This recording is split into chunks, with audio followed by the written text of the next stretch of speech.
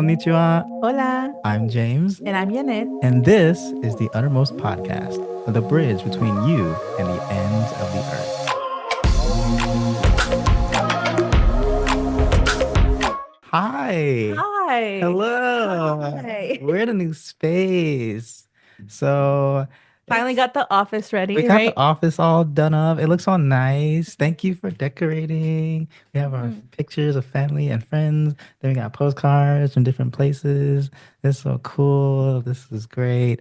And speaking of wonderful things that are happening, this episode is going to be really cool. It's going to be really dope because, as you guys know, we interview other missionaries, other people in different parts of the world so that we can expose you guys to what God is doing in different parts of the world. But that's not what's happening today. Nope.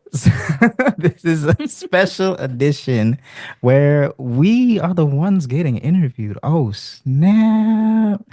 And The Uttermost and NCC collab. NCC collab. So, what is NCC in it?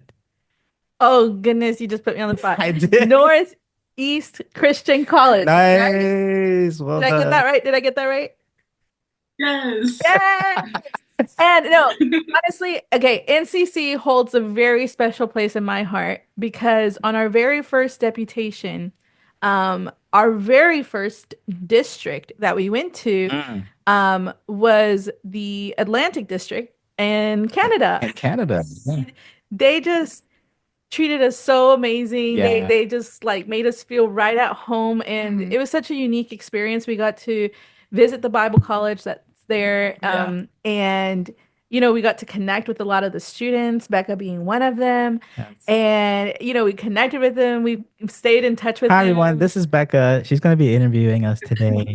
This is Oh, by the way, yes. all the way from Canada at Northeastern Christian College is Becca. She's going to be interviewing us. It's going to be really cool. And I'm excited. This is Yes. really cool. So big shout out to NCC. Shout out to Now, CC. I went to HBC, so I always have to keep my loyalty there. But Rival school. second best college, NCC. No, honestly, we love them. And it gave me so many for me, I went to HBC, which was in Scotland, right? But I always said if I had to go to a Bible college in North America, Yeah. it'd be NCC because it reminded me so much of my own Bible college Yeah. experience. Anyway, that's enough of me talking. So we're going to get started with the interview. Becca, take it away. Well, I just want to let you guys know that NCC loved having you, and we see you guys at Winterfire, even like down in the States. Just like we loved seeing you guys, and it was like an amazing, just like overall meeting you. Yeah. Um, Thank you. so if I could get you to reintroduce yourselves and where you guys are originally based and from before you moved to Japan. Mm. Of course. Okay. Jade, do you want to go first? Konnichiwa, minasan. I'm James. I am from Baltimore, Maryland. I lived there for a good part of my life, born and raised. You know? Well, I can never answer this question super easy as far as like born and raised, born and bred, how you say that. So I'm Mexican American. So I was born in Oklahoma, but raised both back in Mexico, San Luis Potosí, and in Oklahoma. And then at the age of 20, I moved to Scotland and I went there for Bible college. And then the Lord kept me there for a long time and it slowly became home as well. So shout out to the GBNI. And I lived there for 7 years, met my husband, got married, and now we are in Japan. Yeah. Okay, that is amazing.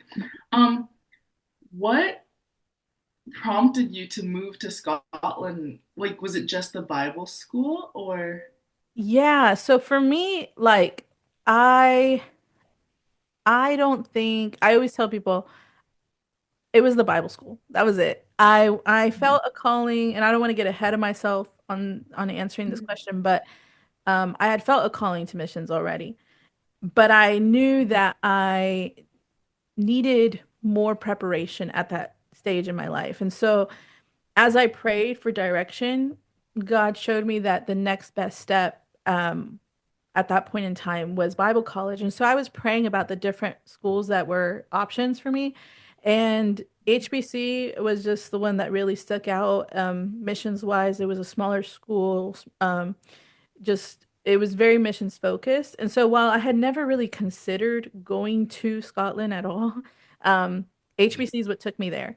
But then God works in this like really cool way, right? Because even though like I would have never gone there on my own, like by my own choice, once I got there, it was like God showed me that this is a place I needed to be in. And he grew me so much in more ways that I can really put into words. Not just in my schooling and, the teaching that I received, but also just the preparation and ministry and friendships. And I grew a lot there. So, yeah, that's what originally took me to Scotland. And what kept me was the call of God. James, because, he ended up in Scotland too by his own. I did. I did. Yeah. Yeah. So I was initially planning to go to So how, Japan. I had been there in 2017. I was preparing to go back. Then COVID happened. I was really bummed. Started praying about what to do. And Yannette and I were friends at the time. I was explaining to her what was going on, and she said that there were opportunities to help out and minister in Scotland. I talked with my pastor, talked with other leadership, and they said that it would be good because I could get some long term missions experience. So I went there, served wherever I could, got to know Yannette in our downtime. And before I came back to the States, I proposed and got married, went back to Scotland, and served there for a few, like a year Few and a half, years. 2 years. And then we felt the call to come to Japan. Yeah. And just to insert something there that you kind of missed was Mm. the reason COVID meant he couldn't come to Japan is because, different countries had different stricter rules. So in Japan, they were not letting people in or out during COVID, like for a Yeah. whole 2 years after COVID. Whereas Scotland was very strict with their quarantine and things like that. However, they were allowing people in at that point in time.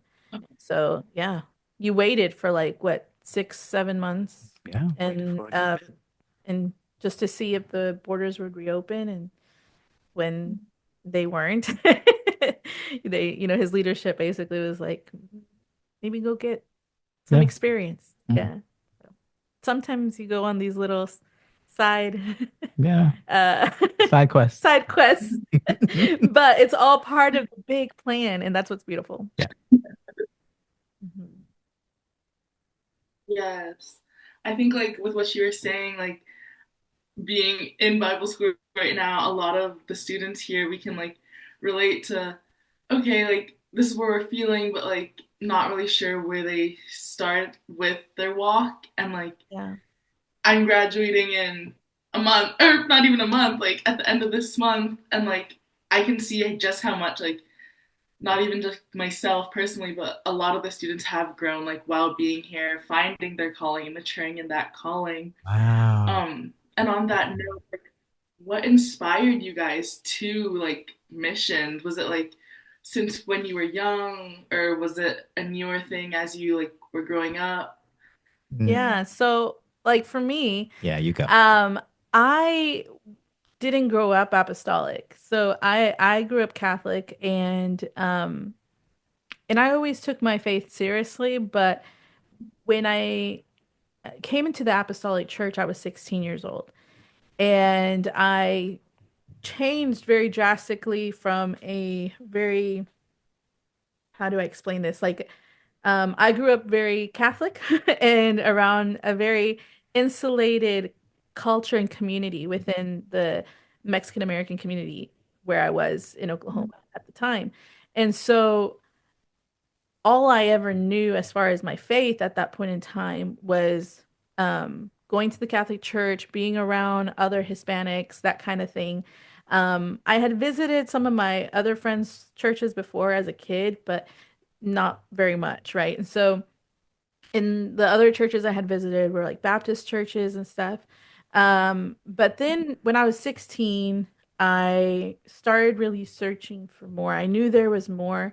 out there to my walk with God. And so I really just started getting serious about reading my Bible, about searching for God and praying and asking questions. And the more I kept searching, the more I realized there's something I'm missing. And I remember just praying, God, um, I believe that you are real. I cannot doubt that you are real. But I don't know about your truth. And I don't know why. No one really used that terminology around me, but for some reason that's how I prayed. I was like, if your truth is really out there anywhere, God, please help me find it. And a couple weeks later after that, I was invited to a youth service by one of my friends at school. And this youth service was at the Apostolic Church that later became my home church. And, I experienced this powerful move of God for the first time. And I remember different people have different experiences when they're like in a Pentecostal type service, right? For the first time. And it's funny because I now in retrospect, I think about how, different people like my cousins and different people like that would always say, oh, they're crazy or like I've heard of their church and they're crazy. But I remember thinking I didn't feel like anyone was crazy. All I felt was like something real, something genuine. It was genuine worship. And so that was the start really of this like complete dive into a 180 change of my life, right? Where I started following God more seriously, started going to this apostolic church, started changing a lot of things in my life. And the reason I say all that is because missions wasn't something that I really understood or knew as a child. But when I started going to this church, we started getting a lot of missionaries come through. And now I'll be very transparent, and I don't mean this in a negative way at all. But when I came into the Apostolic Church, remember I said I went from a very Hispanic, insular, like kind of community to a apostolic church that wasn't that diverse and it was predominantly white American. And so the shift of the culture, even within, wasn't just the shift of church culture of like the way different churches do things, but it was also like just culture, And so when these missionaries would come by and they would talk about revival overseas, and especially when they would talk about places like in South America, I remember just like connecting with that and feeling like, wow, these people are going to these countries and people like me are receiving this revelation. I was thankful for what they were doing. And I remember just that's where that burden began to grow. And it really, I got involved in outreach, my local church and things like that. Got involved with uh like English as a second language, things like that within that first year. Um, and then about a year after I started really serving God in the Apostolic Church, um, I went to an NAYC, and it was during one of the nights at NAYC that I felt God really speak to me that I would be giving my whole life to missions. Now, at that point, I had no idea what that would look like because I was still figuring what this all meant, right? But that was that first step. I knew at that point, okay, and at that point I was just thinking, I what can I do? I wasn't raised in church, so I can't sing, I can't play anything. I mean, I was in Oklahoma, and so I don't know, for context, I never saw myself as a preacher at that time, or like that was even a remote possibility. So I was just very like, I don't understand what it's gonna look like, but I'll probably like just help translate things or something. So I thought I was gonna end up in a Spanish speaking country. And then God took me on a journey. I ended up going to on an AYC trip, not to a Spanish speaking country, but to the country of India in Asia. And then whenever I went to India, God told me I'd be back in Asia. So by the time I ended up going to Scotland for Bible college, because remember, at this point, I'm thinking, I'm going to Asia. Like I'm set. When God tells me in India, you're going to Asia, I'm like, I'm going to Asia. That's where I'll be. And so I then start thinking Bible college, everything, because I'm like, I need to be equipped, right? So I go to Bible college, and my Bible school classmates can attest to this. My first couple years, my first year there for sure, I was like, oh, after this, I'm going to Japan. After this, I'm going to Japan. Like I was just like in my head, I was going to Japan Like, after this is that. where I'm going. But God had other plans. God said Ah. not yet, and he told me to stay for another year Bible school, so I did. And then in that year, I got very involved in a church plant. Um, and God just started planting me. And I remember being kind of scared because I was like, oh no, like now Japan's never gonna happen, or I'm never gonna end up in Asia. And in a good and bad way, because I was also falling in love with Europe so much and in like a deep burden there too. But it wasn't a no, it was a not yet, Hmm. and little did I know that that not yet would take me 7 years down the road and really 8 years before I ever actually landed in Japan. I we went on deputation, everything. I had never been to Japan. I landed in Japan for the first time in September of last year. Yeah. Yeah. Wow. Yeah. So that was my journey, and now I'll hand it off to my lovely husband. Sorry for taking so Oh, long. he's I know. gave a whole dissertation just now. It's not a simple answer. Oh, I know. I was trying to speed it up. I'm sorry. Go Oh, ahead. that was you. Oh, Speed me excuse me. up. Sorry. Yeah, the question was about calling, correct? I'm just Yeah. making How did, yeah, right? how okay. So for me, I didn't grow up in church either. I came to know Jesus around 19, 20 years old. And since that point, my mindset was I want to tell other people about him. I want to talk to my friends. I want to talk to, the stranger on the street. I want to talk to kids in my neighborhood and, just help people understand Jesus because everything about him just made sense to me. And I see people around me who have these misconceptions about Christianity, these misconceptions about the Bible, these misconceptions about Jesus. And I'm thinking if I could just help people understand, maybe that'll help them come to a knowledge of God and come to follow him. And so I hear about along the way, I hear about mission trips. I hear about, that the AYC trips, Apostolic Youth Corps, going to different places. And I'm reading the book of Acts around the same time. And I'm reading about the life of Paul. And I remember I got to the end of Acts and I was just like, I want to be like Paul. I want to be just going to these different places, talking to people about Jesus, helping them understand. He might not didn't win them all, but he just made sure that he finished the work that God set before him. And I go on this mission trip, just all excited.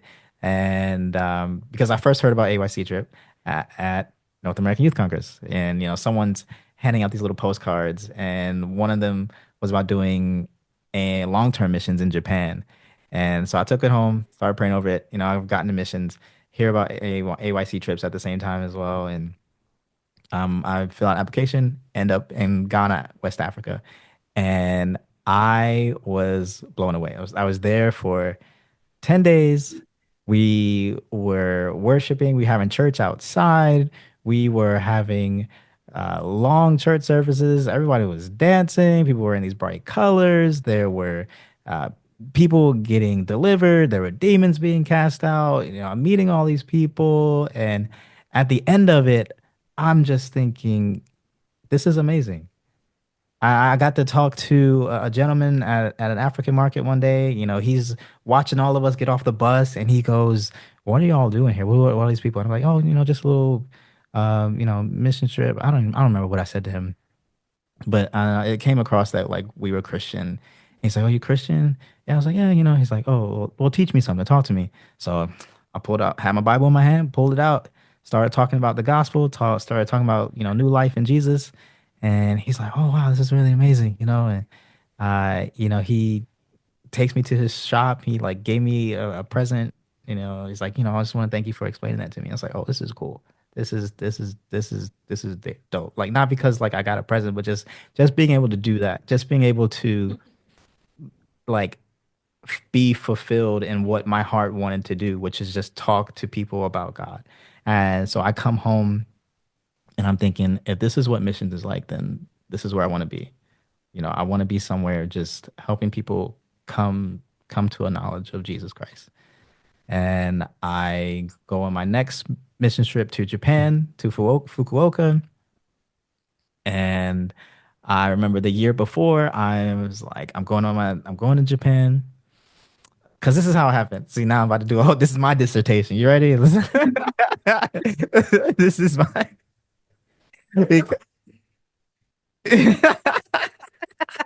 You have a long story too.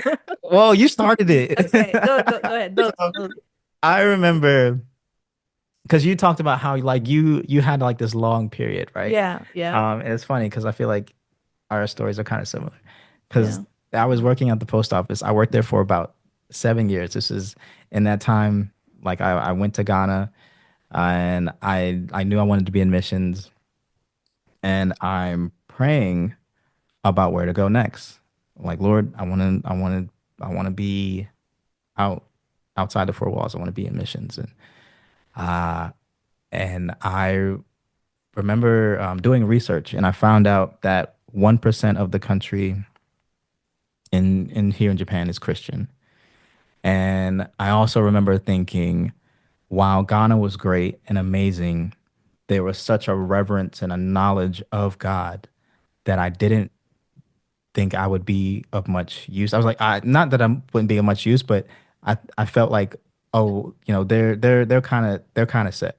There's always gonna be a way for people to come to Christ, and there's gonna be and we know that like they can always use more people. I just didn't feel like I was meant to be there, and so I'm looking into these Asian countries, where it's much harder for people to come to a knowledge of Christ, and 1% of the country of Japan is Christian, and I'm just like, Lord, I would like to be here. If you allow me, I'd like to be here. I started praying, and I was talking to God at work, and I said, if the next time those destinations roll around, if one of them is Japan, that's going to be my sign. And that's all I said. The very next day, I don't, and I say this because I had no knowledge of like when the destinations came out Mm, around at that time. I was still just very new to all of this. I didn't know they came out like near October, September time. I didn't know. The very next day, the locations come out, and I go on Instagram or social media, whatever, and one of them is Japan. I was like, that's it. I'm about to start studying Japanese right now. Okay. So I started studying Japanese, go to Japan, talk to people, and I said, all right, I'm gonna share the gospel with somebody. And if I'm gonna do it in the best Japanese I can, even if it's messed up, we're gonna make it work. And I remember one day I'm sitting on the bus, and there's this guy next to me. I said, in my best Japanese, wasn't great. Yeah, I said, have you heard of Jesus Christ? And he goes, I've heard of Easter, I've heard of Christmas, but I haven't heard of Jesus. I was like, man, like that's crazy because it's like, how do you hear those two holidays and not know about Jesus?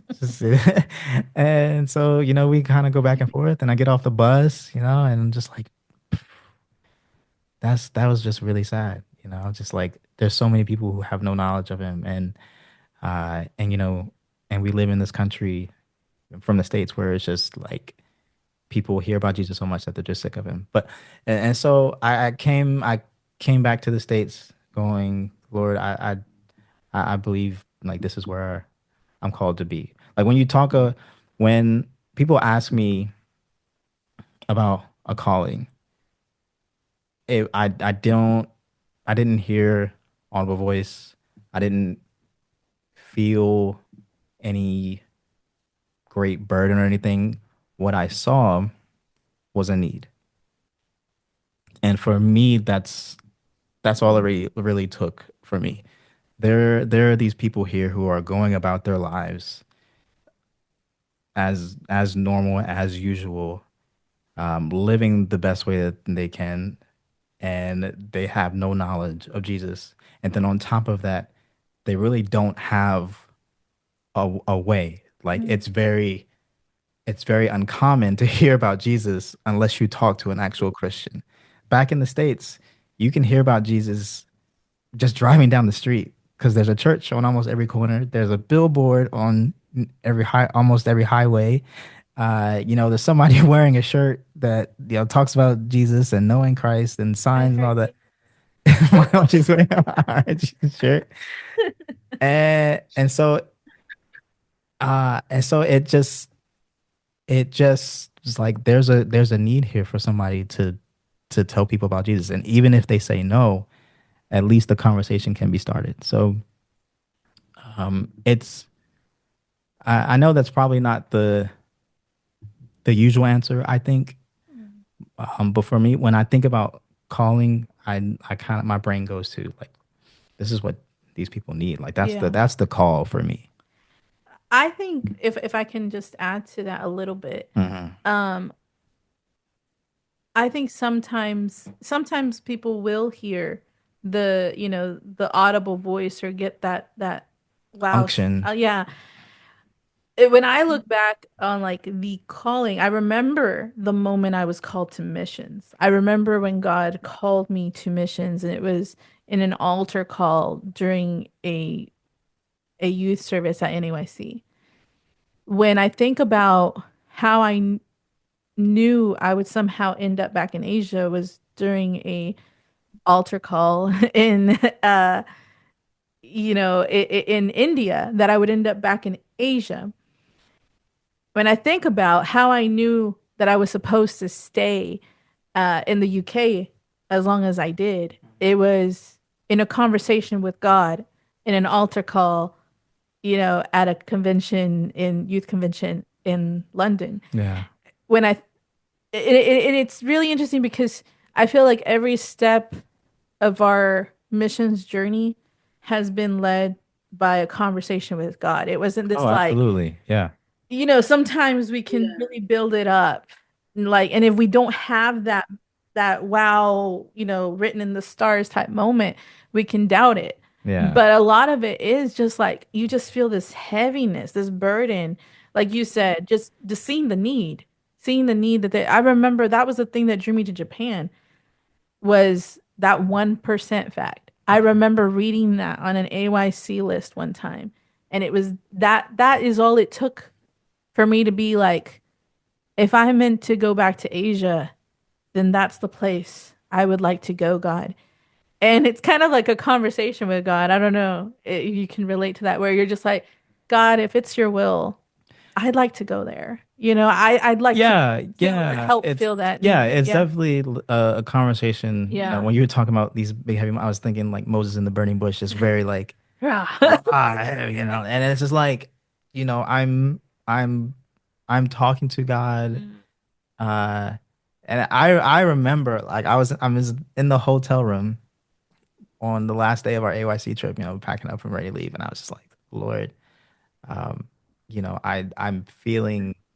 Like I feel at home here. It's just a conversation. It's like I'm feeling at home here. I feel like there's a need here, and if you allow me, then I would like to come back here. And it's just and and I think we can if we continue to have those conversations with God, if we make a habit and a discipline of having those conversations with God, then those callings and the leadings of the Spirit will come more naturally, Yeah. and it won't feel like we won't have to think, oh, I need this big moment. I need this big thing. It'll just be in a conversation where God is just like, he'll either give you an unction and spirit. Where it's like, yeah, like, okay, go this way. Or you'll find that in life, like you will be led. Yeah, yeah. Uh, And you'll see that you'll learn how God speaks to you yeah. personally, right? Hmm. Because he speaks to all of us differently. And I've learned every time that he goes to like move me or transition me into a different season of life or a different place or Hmm. ministry, it's always like the same things Yeah. leading up. The uncomfortable, the way he's speaking to me in prayer, the things that then people say, or even certain uh when I say visions in prayer, I don't mean like a I don't know, sometimes people can get kind of scared by that because I don't get visions, but God just gives us things in different ways. Yes. Everybody is different, right? And so, yeah, but I think, did we ever realize we'd end up here? I think little by little, and then Yeah. we started seeing God doing that. Mhm. But it's been a journey. Yeah. It has been a journey I can't say that, oh, I like I'm going to Japan. I don't think God ever said, oh, you're going to to Japan. Japan. Yeah, It was and like, it's not until Becca, it's not until right now that I'm like rehashing this out that I'm like I don't like I remember there was like these like things that led us here. And hmm then eventually when we knew that we were coming, like eventually when we knew that we would move eventually from I said eventually like 500 times. We knew that we would go from the UK to somewhere else. At that point, we knew it was Japan. How we knew it was Japan? How do we know it was Japan? I think I think one of the things, how many questions do we got left? I know. I'm so sorry. This is gonna be fun. This is no, this is good. Have fun editing. Are we keeping you? Do we need to rush through this? All right. No, Okay. I Okay. Okay. don't have a class today. All right. Okay. Perfect. um no, but this is Yeah. good.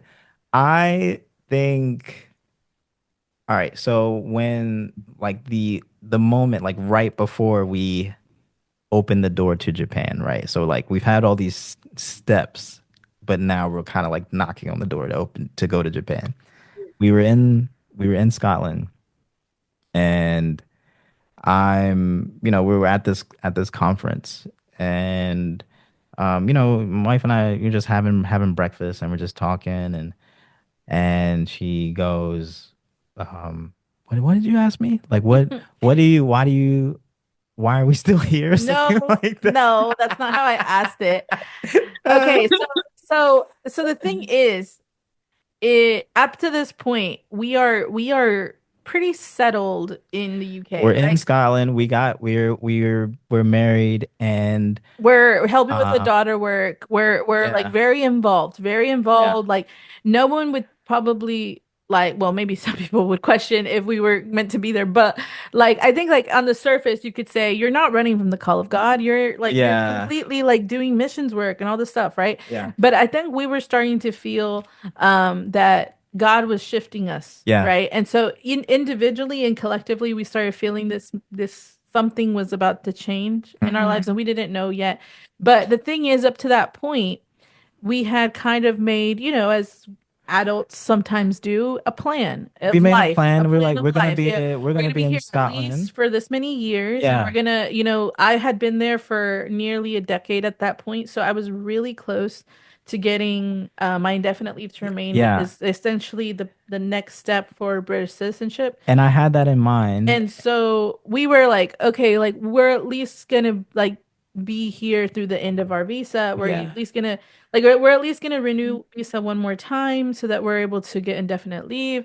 And we're just kind of like planning these things like a 5-year plan that was completely like rooted in the UK. hmm And the thing is, and there's nothing wrong with having a plan, and Absolutely there's not. nothing You're because I supposed mean, to have at a that plan. point, we had gotten married, Should have a plan. we had made a plan, and the Yeah. plan was a good plan, Yeah. okay? And the plan was to do the will of God, Uh-huh. work in the work of God in the UK, like we had been doing, and keep plowing, Yeah. like Yeah. duh.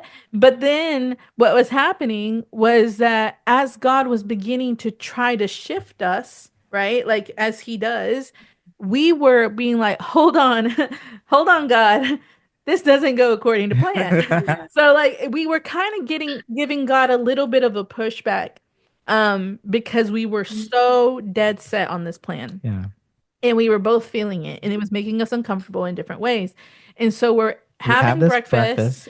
and I come up to him, well, during the breakfast, and I say, "Hey, so what what would it look like if we let go of our plan?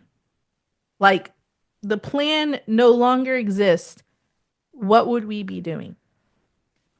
And he responds, do you remember what your response was? I don't. I Is remember. uh, His response was, we'd be in Japan. And I'm like, we'd be in Japan. If we let go of our plan, then we'd be making the steps to yeah. go to Japan. And so at this Yeah, point, God because had planted a burden in us for Japan, yeah. right? So like we were already praying for Japan. Japan was very much on our mind. He had been here before. I had always had the dream of at least coming here. I didn't know if it would be like a for life thing, but I knew that I wanted to come at some point, that I felt like I needed to come at some point. And so we both knew that at that point, that someday God will circle us back to Japan, whether it's for like a season or for life, right? Mhm. But I think at that point, it was like we just knew. I don't even know how to like Yeah. explain it. We just knew, yeah, that's where we need to go. Yeah. And as we pursued that further, I think God began to give us Yeah, we confirmation got that that's confirmation, where we open needed to doors, go. all these things. Yeah. And as we've continued to walk those steps, God has continued to give us confirmation Yeah. that this is where we need to continue to be, Yeah. And so, yeah, God will work that way sometimes. I Yeah. don't know if any of that has made sense, and I I hope you can, Woo! Totally. can find something good for your Yeah. essay. Or Yes.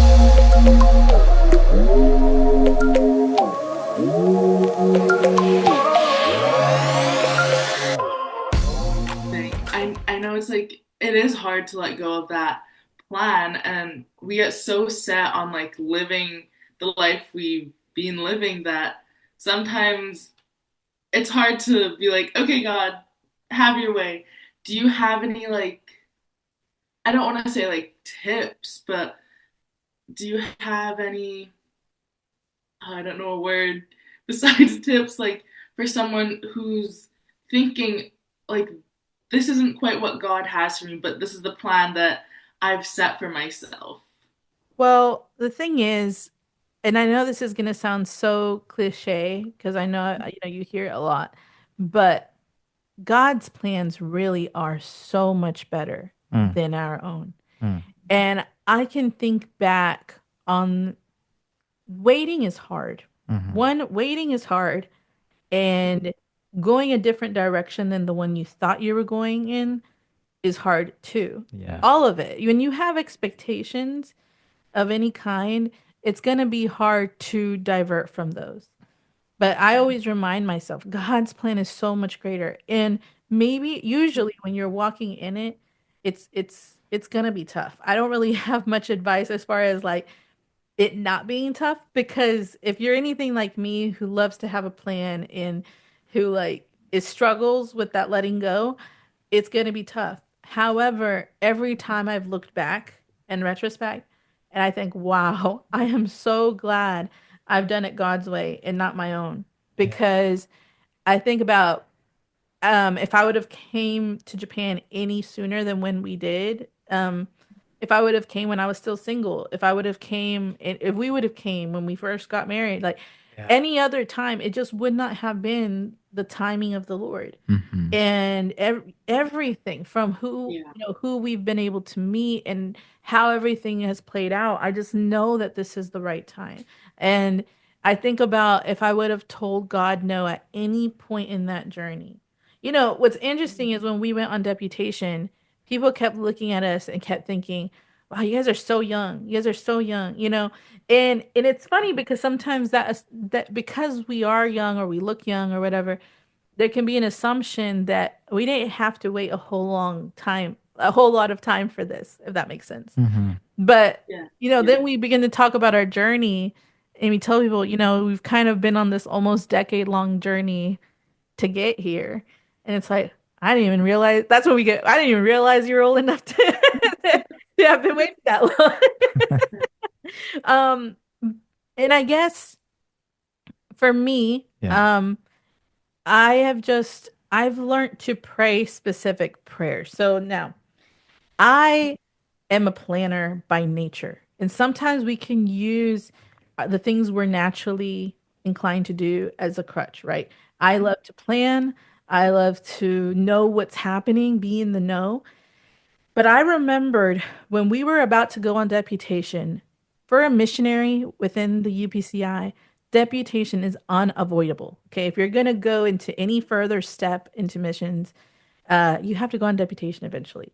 And I remember thinking, God, and praying, and I prayed because I talked to the Lord and I said, I know I'm going to struggle with this. If I allow myself to function the way that I naturally do, I'm going to struggle because I'm not going to know how where the money's going to come from. I'm not going to know where we're going. I'm not going to know what we're doing. Like all of it is so unknown. For those of you who don't know what deputation is, it's basically going to different churches, talking about the place that you're planning to go and do ministry with the hope of getting support spiritually, prayerfully, and financial. Yeah, Yeah, you're living out of your car yeah, on and the you road you're for months on end. yeah. So I talked to God and I said, Lord, if you want us to do this, which I see that you do, you have to change me. Like literally change me. Like you like cuz I know that I'm not naturally like this. Like that I'm not naturally going to enjoy this, but you have to change me so that I can be this easygoing uh go with the flow person. I use those words. That I can love deputation. And believe me or not, he did. Like I don't know where it came from. I don't know how, but I found this love in what we were doing while we were on the road.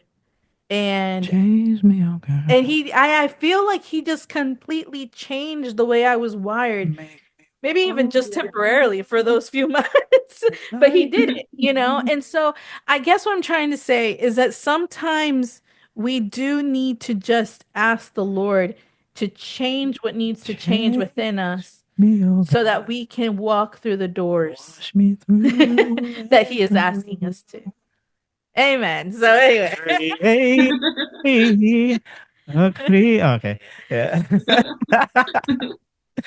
Okay. What was the question again? advice Oh, for anyone that is regarding plans? regarding like the unknown and Mm, like mm. when God, Go of your plans for God's. yeah, letting go of your plans for Letting God's. go of your plan for God. Mm, Okay. Um, I I think be you the word says to be in prayer constantly. So definitely you be in prayer. You and allow what to say well equipped, well trained leaders to speak into your life. Because they will see things that you don't see or you can't see, and they will shed light on things that you may miss. Um, and so mm, um, I'm trying to think of how to word this. just say Like, it. um, Rip the Band-Aid. like I think it's also being honest with God. Because I think when you asked me that question, it was just like, oh, um, maybe I'm not. Maybe we're looking at this wrong. Well, Mm, not wrong, but like maybe yeah, maybe yeah, we're just looking at this wrong or something. Um and um I don't know. I don't know. I'm like I think it's just paying attention to what's going on around you. Like um for for example, okay, here's an easy one, right? So I was getting ready to go to Japan. I had my money raised, and I call I call the visa the embassy. I said, "Hey, I'm ready to come. Like, what's it gonna take to get a religious workers visa?" And they said, "We're not letting anybody in right now." I said, okay." They said, "Oh, call back next month." So call back the month after, same answer. "Hey, we're not letting anybody in right now." So that happened for maybe about 3, 4 months until I said, "Okay, um, I." Like I don't know God. Like I don't know what I'm supposed to be doing right now because the plan was to go to Japan. And uh and I and I felt like I was in a place where like this this was the plan. Mm. Um and I finally figured out what I'm trying to say. I I got and I had to get to a place where I was able to put that on the altar and be willing to sacrifice. Like Yeah. you think about um I'm trying hopefully don't let me get Abraham Mm-hmm. and his son, having to go up to the mountain for that sacrifice. And like that's I remember being in that place in my apartment and being confronted like, okay, and God asked me like, are you willing? God asking me, are you willing to put this on the altar? And and and I think God will confront you and say like, okay, are you planning is good. Should have a plan. Planning is biblical, but we also have to make sure that our steps are ordered and that our steps are surrendered. Our plans are surrendered. And when at the end of the day, we can have our plans, but we can always say, let your will be done. Yeah. Yeah. And if you have your plan, which is good, but if you aren't able to say, let your will be done, then you run the risk of that plan becoming an idol and having pride. And God can't move. No, this is the plan, Lord. Like I'm gonna go to Japan, and like I'm gonna go at this time. I'm gonna go like to this place, and there's and then like you just can't stop because this is the plan, right? This is the plan, Lord. Like and like said, if I had gone any earlier, this country probably would have broke me. Get that thumbs up out of here. And and and That's so so true. yeah, Yeah. and I think about that being here for 7 months. One of the things that I've learned, I reflect on it a lot of times. It's like there's just so much that we've encountered here. Any earlier, I don't know if I would have been prepared as I am now. Yeah. And so you have to be willing to say let your will be done, and you have to be willing to put it on the altar, and you have to be able to pay attention to what's going on around you. And so I remember I prayed. I said, Lord, let your will be done. If it happens, amen, praise God. If it doesn't happen, I'm still going to praise you. I'm still going to share the gospel with people wherever I'm at. And and I just had to continue to have that heart. Yeah. And I remember when we were in Scotland, I was at peace. I was good. I thought, we're gonna be here for 3 years. Yannette's gonna get her permanent residence. It's gonna be great. We're gonna figure things out after that. And I was like, Japan, cool. If it happens, it happens. If it doesn't, then it Hmm. doesn't. I think there's two words, if I may, that come to mind, and that is God's love, right? Mm, Well, I guess more words. God's love, two concepts. God's love and our surrender mm, to God, our submission to God.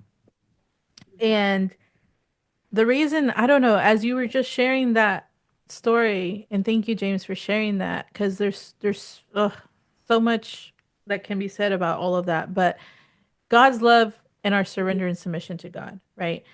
The thing is, we have to be surrendered and submitted to God. The whole reason we're here, the whole reason any of us go to Bible college or, pursue ministry, etc., is because we're trying to do the will of God. We're trying to spread the gospel. We're trying to be obedient to his word, right? And and so if we do that Yeah. because we love God and we accepted God's love, right? So all of this goes hand in hand. Yeah. We recognize God loves us. We love God. That leads us to obedience to his word. And so by being obedient to him, we decide, okay, we're going to open ourselves up to God wherever you lead me, whatever you lead me to do, I'm going to do that. And then along the way, sometimes we fill in the gaps to that plan, right? And so when sometimes things don't, God begins to shift us. Oh, well, you added that little piece here and that little piece there. I didn't actually tell you to do that. I want you to step into this direction. And it suddenly is like, whoa, God, what are you doing? It does challenge our submission to Him a little bit. It does challenge our willingness to let go of our own desires and place it into His hands, like you said, at the altar, really. I think of time and time again, whenever I was so on fire for whenever God really put that burden on in me for missions, I was so on fire for missions before I'd ever gone overseas on a longer term missions trip. I remember I had this moment with God where I began to question, will I ever actually get to go? And that seems so long ago now. And I can maybe like chuckle about it, but the truth is it felt so real, right? That I may not ever actually leave my home state. And I remember thinking, praying with, talking with God and feeling like I had to be okay with that. If I'm so okay with going to the ends of the earth, if God asked me to stay, then I need to be okay with that.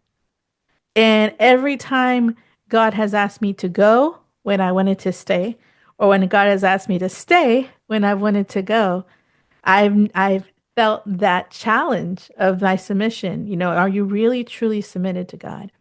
But then that's when God's love comes in, okay?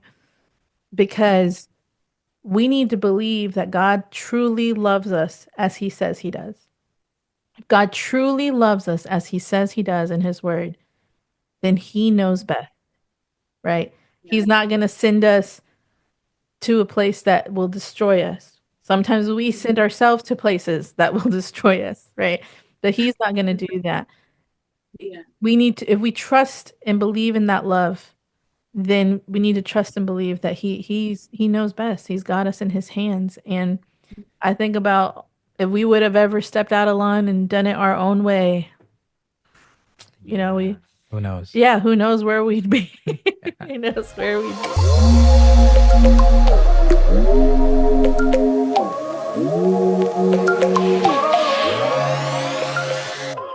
You covered how like there's a 1% of like people who like Christianity and like know God, but like what is the current spiritual climate like in Japan right now? And are people open to receiving the gospel? I would say the spiritual climate is mid. People use that word anymore? They say that? What are you trying to say when you say gotta make Uh, sure you're using it correctly? okay, so when I say so climate, right? Think hot, cold. Like, so cold would be like people are Yeah. Completely shut off to completely it. shut off, Mm, even to the point where it's like you might lose your life if you mm, share the mm. gospel. Yeah. Okay. Hot, meaning like, we are receiving People are people just running to the people churches. see, yeah, people running to the church is hot. When I say it's middle of the road, it's because people aren't doing either because people don't know. People don't know. That's it. There are people here who have not heard of the name of Jesus, so they can't even have an opinion on someone that they don't know about. And uh, Yeah. and now, just as uh, cold spiritual climates have their pluses and minuses, hot spiritual climates have their pluses and minuses. middle of the road spiritual climates have their pluses and minuses. What's Yeah. the plus of people not knowing Jesus is that there there really isn't any quote unquote spiritual baggage. Like in these other countries, back in the States, for example, people they're wary about coming to church. They're just like, okay, is this a cult? Are they gonna take advantage of me? Can I trust these people?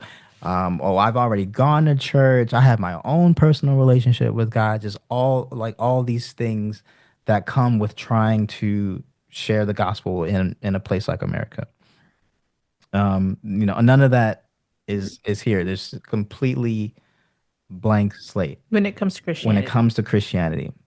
And to answer Yeah. your second question, so people are open. For example, I we do weekly game nights. And so what we'll do is we'll have a food, we'll have like Mhm. a board game or something, and we'll just invite people over. We'll have a good time. We'll feel very comfortable. And I remember the first time that we did it, uh, one of the guys that came over, he was Korean, and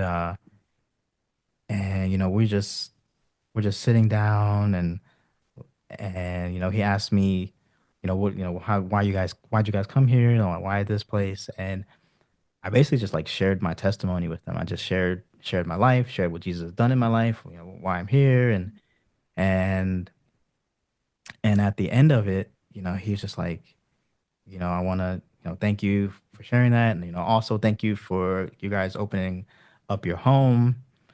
And, and that same guy, I remember another time we all went out together to go shoe shopping because we do a lot of walking here. And one of the aimers that was here, like she was just, chatting with him, and he was dealing with something that he was feeling it was a weight on him. He had like some like life situations going on, and she was just talking with him, and she just asked, can I pray for you? And he's like, yeah, yeah, you can pray for me, and so they prayed together, and he told her that, I'm thankful that you prayed for me. That's something that my mom used to do, like when I was back in Korea. Yeah, because Korea is a more Christian Because it's nation. more a Yeah, for sure. Christian nation. So like he had, been away from that for so long. And then in my conversations with other Japanese Yeah. people, I remember just last night we were at a community event, and I was talking with someone, and it just comes up, hey, why did you choose Japan? Like, why did you come here? And and I do what I do every time. Like my brain freezes because I go, man, I want to just say God, but You have to break it I had to down. You break have to it break down. down the concept. Yeah. And so I was like, Yeah. I basically said, okay, coming here is like a blessing from God. Jesus changed my life, and I just want to share him with other people. And, he goes, oh, wow, that's really nice. When I was younger, I really didn't like believe in God and all that, but like now that I'm older, I'm kind of like starting to open up to it. And so it's it's not that people reject Jesus, not that people hate Jesus, it's just that they don't know. But if you are friendly, you are kind, people will be willing to have a conversation with you. I had a thought, it's left my mind. I'm going to turn it over to you. Okay, yeah. So I think, everything that James said is true as far as like it's not like you're not allowed to talk about Jesus, or it's not a closed nation when it comes to government and things like that. But it's also not, it's just a nation that's not familiar with um Jesus really at all. Yeah. The percentage of Christianity is very small. Yeah. Now there is like you have your international community, which obviously is going to come from different, some of them do come from more Christian nations. Some of them do have more of awareness of Yeah. Christianity, some more than others, right? I'm gonna just kind of talk about like the Japanese community, the national community here for a second. Um, Now, religion exists, okay? It exists in the forms of usually Shinto or Buddhism or like Mhm. a merger of both, right? Like it's not either or sometimes. It's both sometimes. And so and but now there are, just like Christianity, there are different sects of forms of Buddhism, right? So some are more into it than others, right? It's more Yeah. traditional, though it's a more traditional religion. It's more concepts, philosophy. So like the way that they view religion, so a religion like Buddhism is Mhm. so different uh concept wise than a religion like Christianity or any other Abrahamic religion, right? Because it's not just about like one God, it's Yeah. a relationship with God. It's more of just like your environment, your surroundings, and achieving this form of um I was talking. Oh, sorry. I was talking to a pastor yeah. a couple days ago when we went to the cafe down the Mm, street, and he said, I asked him because he's a Japanese pastor. And I hmm just thought, man, I gotta. We went to this basically little gospel concert. Came, Mhm. played music, and then there was also a pastor that shared a word, and I thought The Christian community is very small in very Japan, apparent. so we try to befriend a lot of our Christian, even if they're not apostolic, we try to befriend them and Yeah, try to support what they do because it is a yeah. very small So after we're community. talking, I thought everyone's chatting and stuff. I was like, I gotta talk to this pastor and get his perspective. And I asked him, what just from your perspective, like you've been preaching for at least 30 something years, and so what is it that makes it hard for Japanese people to come to know Christ? Mm, And he just said, man, it's just the concepts that they have. It's like Yeah. that they part. they think that, so in their mind there are at least 12,000 gods. So like trees are God, water's God, air is God, mountains are So God. the concept of God Is is a so it vastly different than Yeah, our concept of yeah. God, right? And so That it's just it's not, and so because of that, they mhm. can't people can't imagine a living God that they can have a relationship with. And Yeah. so that's that's the barrier right Mhm. now. It's just imagining, is thinking, oh, there's an actual God, and I can have a relationship with him. There's one God, and I can have a relationship with him. Yeah, so like the pro that James was mentioning earlier is probably you don't have the baggage here within Christianity Yeah. like you do in other places that where man has done what they want to do with Christianity and then you Yeah. have to like you know debunk those things and Yeah. basically get back to the foundation and build people back up. Here, Yeah. the concept of Christianity is foreign. It's Yeah. they'll hear Christianity and it's not like what's Christianity? Like they'll understand kind of, Christianity to the extent of that's a religion that exists, but it doesn't really exist here unless you're foreign, you Yeah. know? And so they will respect you. They will be Mhm. curious for sure. Like curiosity exists, right? Hmm. So like they will definitely ask questions, be curious. They have a lot of curiosity. The people we've talked to have had a lot of curiosity to ask questions. I think Yeah. though, when you look, what makes it, and I may be jumping here a little bit into your next question, but It's what okay. makes it sometimes challenging though is is the flip side of it. You're working with this concept of religion that is so vastly different from a Abrahamic religion of concept of religion. So you have to really, you may not have any baggage to deal with Christianity, but you do have to reprogram the mindset that it's not, God isn't anything and everything, Yeah, but there is one God, yeah, that created anything and everything, right? Yeah. And so, Yeah. shifting that and then also working as a foreigner that they don't just see it as something that is from a foreigner for foreigners only, but Yeah. that it's something for them too. Yeah. The thing I will say though is Japan is a lovely nation, very advanced, very, very much like tech and people, people come here for a lot of that kind of stuff and a very clean, safe nation, lovely people.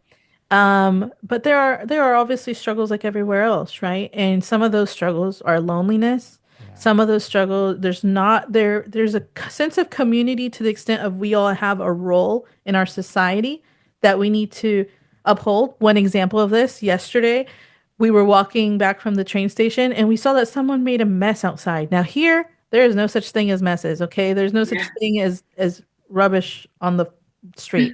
And so like we were walking by and we're like, who did this? And so, you know, I go into a convenience store and buy something so I can get a little bag so we can pick it up. And Yeah. but by the time I come back outside, there's James with a group of police officers who are also trying to figure out who made this mess and Yeah. thanking us for basically picking up someone else's mess. But that's the thing, that's the concept. Most people would just walk by that, something like that.